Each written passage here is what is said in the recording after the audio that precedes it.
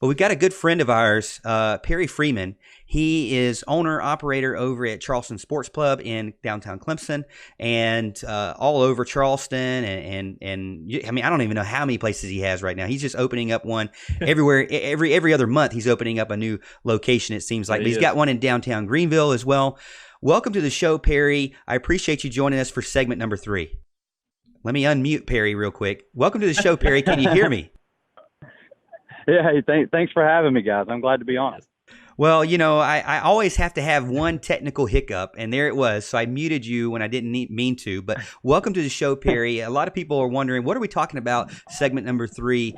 The topic for segment number 3 is our first look at the LSU Tigers versus the Clemson Tigers, Tigers versus Tigers, Death Valley versus Death Valley, ETN's homecoming game, his final game of the year, number 1 Heisman quarterback, draft pick Joe Burrow versus the Sunshine Kid, the returning, defending national champion quarterback Trevor Lawrence, true sophomore, a young man versus leaving, I guess, graduate, whatever Joe Burrow is.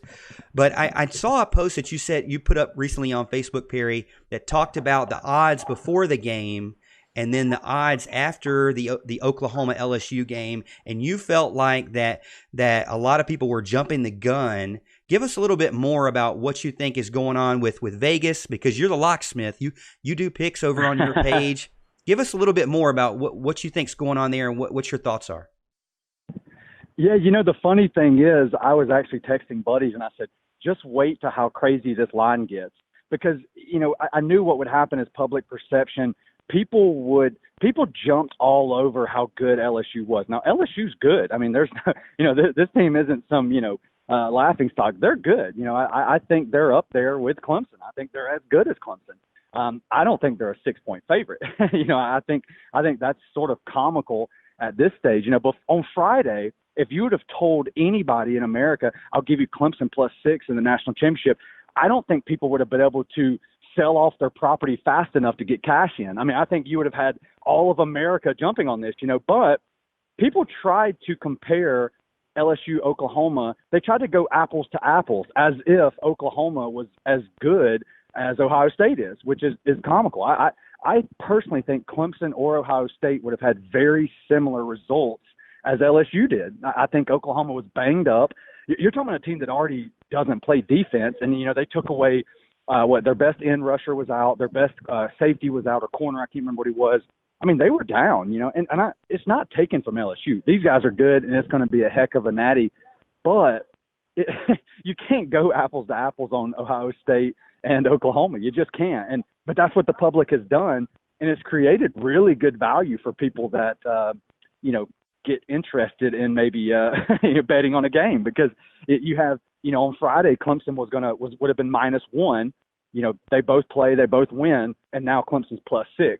You know, we're talking a touchdown swing, and why? You know, so it was interesting. I thought it was funny, to be honest. But yeah, I was glad to see it +6. And I've noticed that it seems like most of Vegas betting is not really about, you know, being accurate to the game actually being a 6-point game. It's really about how even can they get the bets between the two teams. Would you say that 6 points plus Clemson would make it kind of a 50-50 bet draw? Or do you think that, like you're saying, that there's going to be a ton of people, and you, as you recommend, cashing in on Clemson? Yeah, I think that's what they needed to do to make sure that the bets were 50-50, because I mean, don't get me wrong. You watched LSU. If you watched them on Saturday, I mean, these guys, you know, they're like world beaters. I mean, they looked incredible, you know, and Clemson had a very tough game against a really good team. So I get where the line came from. But, yeah, I think they did what they had to do to make sure the money would come in even on that. And, yeah, I think it worked. I think I think a lot of people early on jumped on LSU. They still are. And the line was kind of climbing a little bit.